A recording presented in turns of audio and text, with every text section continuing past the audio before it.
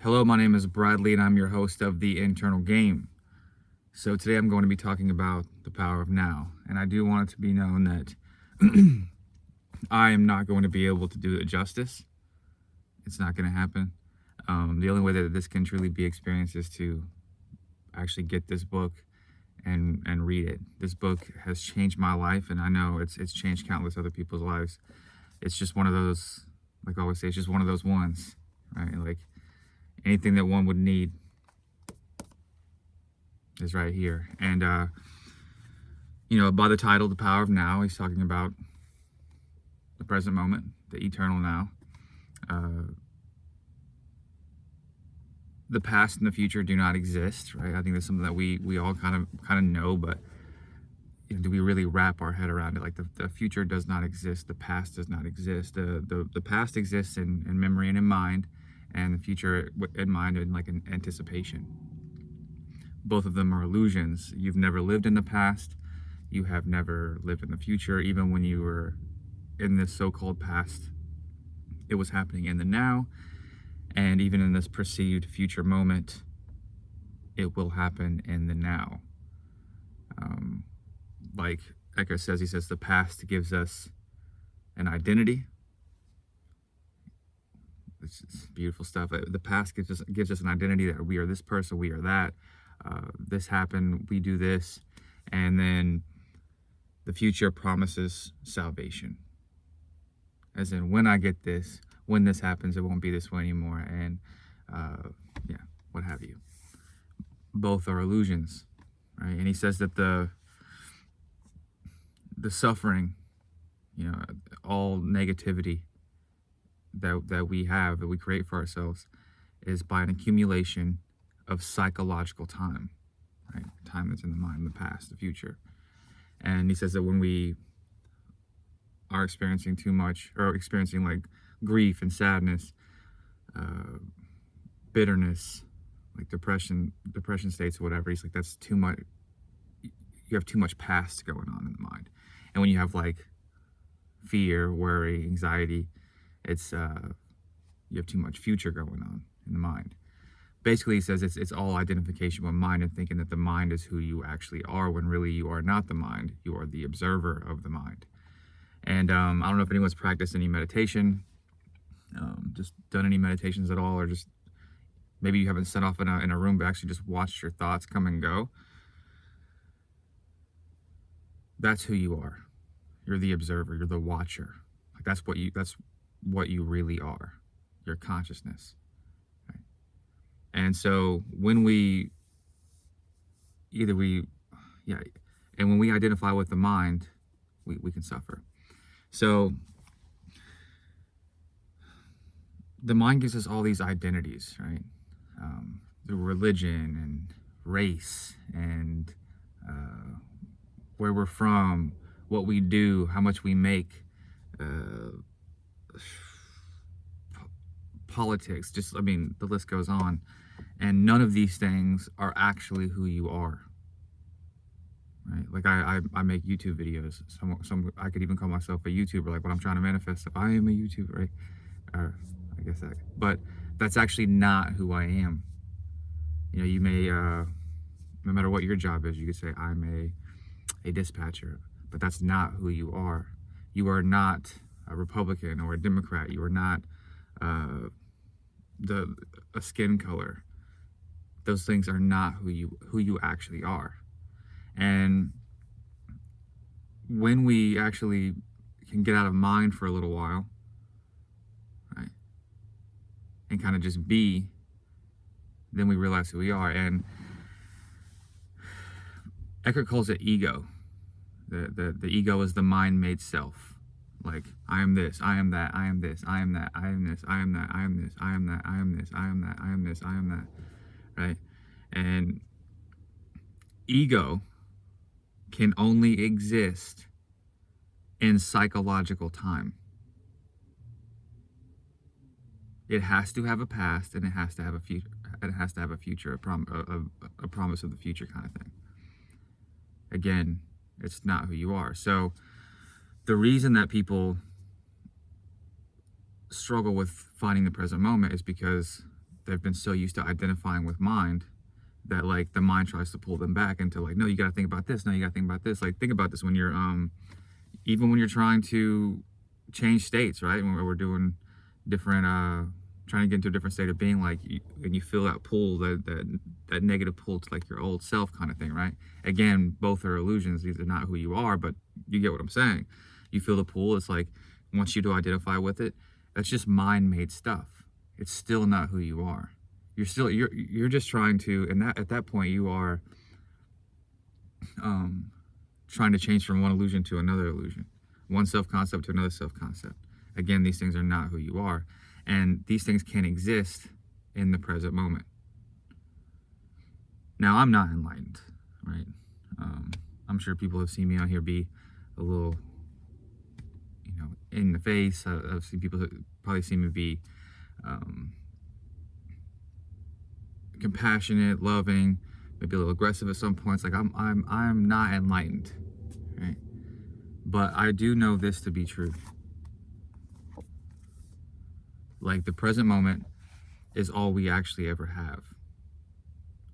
And anytime that we identify with mind, that I am this, I am that, I am this, I am that, we suffer in some form of way. Like, even think about it on just what happens if you say I am a teacher, and like your identity is wrapped up in I am a teacher, or a mother, like I am a mother. I'm not saying you guys aren't these things, but it's not who you are at the core. But like, say I am a mother, right? Like my wife. In a couple of years, the kids will be out of, one will already be of age, but the other one will be 18 and ready to go, if that's what she decides to do, right? My wife has she's a mother, I'm a mom. Like, if we have identities wrapped in these things, what happens when there's no motherly duties around the house? That's why you hear like the empty nest, like with syndrome, empty nest thing going on, where people they're questioning their lives. People that are actors that can't act anymore. People that are doctors that they retired. Athletes. Nonetheless, you build an identity in something, and then it's like, if it's gone, then who are you now?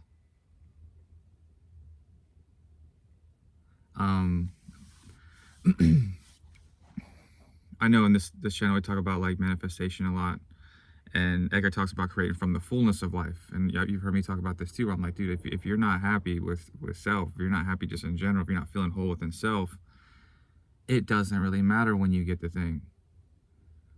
Like, it'll be okay for a little while, and then it won't be, because we will fall for the illusion that this person is, oh, they weren't it, or oh, that amount of money wasn't it, maybe I need a little bit more. Like, the ego only lives in lack, right? So if we identify with the mind, there's going to be some form of lack and fear of not being enough, lack that you're not enough, lack and I mean, you get the point. And like, there's always going to be some form of lack and fear with identification with mind and being in the ego, right? And the ego's biggest fear is the present moment, because it can't exist there, because it needs a past and a future. So, but the only way that you're going to be able to manifest something and still not feel that lack and that fear, like that underlying lack and fear, is if you create from the fullness, which is the present moment, to realize that there's nothing that lacks. There's nothing to be fearful about. The mind will tell you, like, oh, but if you don't worry about this, then what if this happens? If you guys have ever tried meditating, back when I had first started, I remember like I'd be quiet and I'd be still, I'd be breathing, I'd watch some thoughts, and then all of a sudden it'd be like, did you turn the coffee pot off? Did you turn the coffee pot off? Holy shit, like, maybe I'll meditate in a second. I gotta go check to see if I turn the coffee pot off. Like, the mind is tricky. The ego wants you to identify with mind. So like, it's just gonna pull you. It doesn't like the present moment.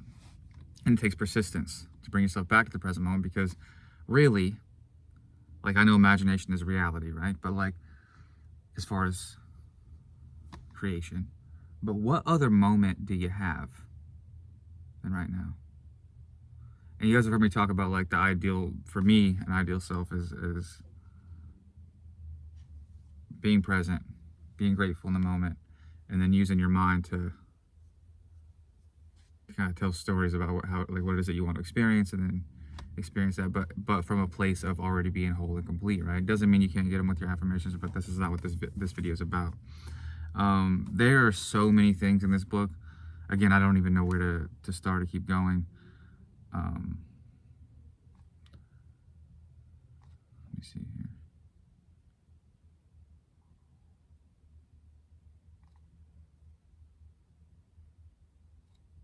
He talks about the pain body, which is like an accumulation of stored negative emotions that you have in your body, and being identified with mind, and that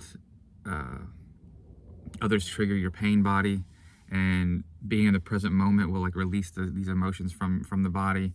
Like I talked about inner body awareness, like putting your attention in your body when you're spiraling, right? And kind of just feeling those emotions and getting out of the mind, because the mind is the actual problem. It's like when you're trying to fix a problem, like that's based around an identity from the mind itself in general, and accumulation of past and future psychological time. When you're trying to fix a problem with the actual problem itself, it's really hard to do. So like if even possible. So when you're started to spiral and you got the negative thoughts, and like you've heard me talk about, like putting the energy in the body, just breathing through it, feeling the emotion, letting it go, like that helps with the pain body emotions. And pain bodies, guess what they feed on? Negativity. And other pain bodies, other people's negativity. Like there's more to the whole thing than just manifesting people and changing your thoughts. Like, yeah, you change your thoughts, you change your life for sure. But like, this book is about not falling for illusion. And this book is about realizing who you are at the deepest level. Realizing there's no treasure outside of yourself. Like we talk about it, right? And like, so and yeah, even with a boss self concept, like your life's gonna change like drastically, right? But still a concept, and it's still subject for suffering in some form or another, because unless we are actually in the present moment, unless we are like we know who we are, and we're with self, and we're not identified with mind, there's going to be suffering, because the suffering only exists in the mind. Like really, suffering isn't just like what he's talking about is and like Buddha talked about, suffering is in the mind, and it's our own created suffering of worry and fear and not being enough, and feeling less, like all that stuff. It's all in the mind. It's not real. Like what's actually happening right now is I'm making a video trying to sell this book, right? Even though it doesn't need to be sold, but like I know that everyone would benefit from it. But that's what I'm doing right now. But I could turn this camera off and sit here and just be in complete worry. I could think so many negative thoughts that like it's possible for me to get myself in a really, really unfavorable state of being, and just like biting my nails and just really being like sad and confused and scared. And what's actually happening right now is I'm just sitting in a car. There's no bear chasing me. All those things that I'd be worried about if that was the case, if I wanted to do that, would actually not be happening right now. Right? So when you look at, like, let's just say I have to bring this back to this just for a second, because I know a lot of people are interested in it, but like trying to get your specific person, or trying to get your job, or all this stuff, like the things that you want to do, that you're like tripping out because what did this not happen? And think about what's actually happening right now. Like when you're tripping out, look around. Are you in danger? Like you're putting your body in fight or flight mode. Like, are you actually in danger? Are any of those things actually happening to you right now when you look around in your awareness? It's all in the head. And that's what I meant by like when Eckhart told me a long time ago, your mind is a tool. It's to be used properly. But like if you identify with it, it will use you. If you don't create some sort of space between you and mind and like kind of get out of it every now and again, mostly quite a bit, then you identify with it and then you spiral and like, oh, SP's doing this or this person's doing that or the money's da da da da. Like, what's actually happening right now? You'll realize that like the suffering, the chaos is all in the mind. And trying to use your mind to solve the problem is part of the problem itself, because it is the problem itself. And like when you get out of mind for a little while and just kind of be and look around, even you can even use gratitude for what's going on, like, or just put your attention in your body, be present. There's no suffering there. And kind of like Dr. Joe Dispenza says, or even here, like we become addicted to these negative emotions. What the biggest addiction in the world is thinking. How do we like define an addiction? A lot of times, I think it was in this book, is not having the ability to stop. Can you stop thinking if you wanted to for 30 seconds, for 5 minutes, for 10 minutes? If you can't, then you're addicted to thinking. You're identified with mind. You've spent most of your time with your attention lodged in your mind for a majority of your life, if not all of your life. And that's why things seem, and that's why things are the way that they are when you spiral. Identification with mind, believing every thought that you get, being addicted to that emotion that's attached with the thought. All of that doesn't have to happen. Again, I'm not perfect at this, right? But I am pretty good at just being like, okay, I'm tripping out a little bit, let me get in the present moment. And I feel safe. Because like the present moment, people think that, like in the book, he says some people say that you'd be vulnerable if you're in the present moment. And really it's the place of invulnerability. You can't be hurt there. Because the only thing that you can be hurt by is your mind. I'm not talking about somebody come up and physically put a womp on you. I meant like, you can't be hurt unless it's in your mind. And your idea about something. Your fixation with the past and the future. Creating an identity out of it all, out of the past and what happened. None of these things are you. And the ego doesn't want to give up the past. It doesn't want to, and because that's who it is. And it's going to have lack and fear in there. And it's going to be like, oh, but when I get this or when I do this, that's why everybody wants that. No, I need that specific person. No, I need like I need this money. I need this. I need all this stuff. I need it. You get to the present moment. Tell me what you need. Tell me what you're lacking.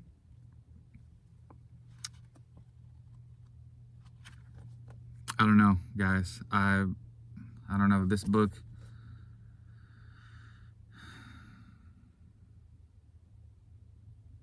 is amazing. I knew I wasn't going to be able to do it justice, and even if that was a not so favorable assumption, there was just no way. I mean, this book is magical, and there's no way I was going to be able to get on here for 15, 20 minutes or whatever and be like, oh, this is all you need to know. But it is, but like, just so you know, the suffering that you're experiencing is all because you're identified with mind. And it's an illusion because it's not who you really are. Like when we say like, oh, you are God, you are whatever, this is what we mean. Your consciousness. You are not just your thoughts. You do not have to be fearful of thoughts. They are not who the fuck you are. It'd be like if I don't even want to create an example, but anyway, check this book out, guys. Please. I mean, if you really want to, I don't even say boss your life up because it's just so much bigger than that. But if you really want to like really get an idea of who you are, I'll break some stuff down. Like I'll do like different parts of the book. I can make videos about that like I used to do on the channel. But as far as just breaking down the whole book, that's pretty much it in a nutshell. Is it? But you have to read it. Is that like you're not your mind, and your suffering is because you think that you are. And the past and future do not exist. And as long as you're identified with mind, you're going to have some form of fear, some form of lack. Because that's what it's rooted in. the false made, or the false sense of self, the mind-made self, is rooted in that, and it needs that to survive, and it cannot exist in the present moment. And if you really want to, like he says, if you really want to take control of your life, you have to take control of your state of consciousness, which we all know that. And yeah, and not be ran by the mind anymore. To actually have power in your life you have to first know that you are not it. You are not the mind. I think Eckhart said the first the first step in spiritual awakening is realizing that you're not your mind. Not believing it all the time, not being like, oh, not taking it too seriously, not being at its in its grips and spiraling all the time. And no, what am I gonna do? What am I gonna do? Like, it's when really, like, when you look around, none of that shit's happening. Like, one last thing, if you saw somebody talking to themselves, like, down the road at the store, and they're like, what if and they're talking out loud, oh my God, what if this happens and so-and-so, you'd be like, oh, this person's crazy. Well, that's what you're doing. Just not making it loud. Right? It is insane. It actually is. Like, none of that stuff's actually happening. We need to get to a place where we use our mind to create and as a tool, and to think as a tool, not like where we're in its grips and it's just using us and telling us all this stuff, and we're like, oh, is that what's gonna happen? Like, that's not a good way to live, and it's not real. So that's all I got. See you guys tomorrow.